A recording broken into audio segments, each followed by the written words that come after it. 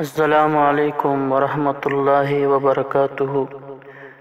عزتمندو، مونږ به نن تاسو ته د رزق د پراخۍ باره کې یو مجرب عمل ذکر کوو، خو د هغې نه وړاندې که چېرته تاسو زمونږ په چینل باندې نوي یې، زمونږ چینل سبسکرایب کړئ او د نورو ملګرو سره یې شیر کړئ.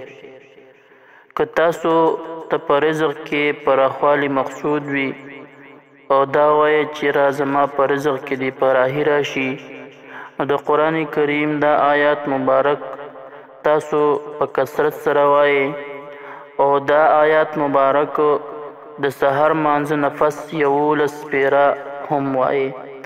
الله یبسط الرزق لمن یشاء من عباده ویقدر له ان الله بكل شیء علیم.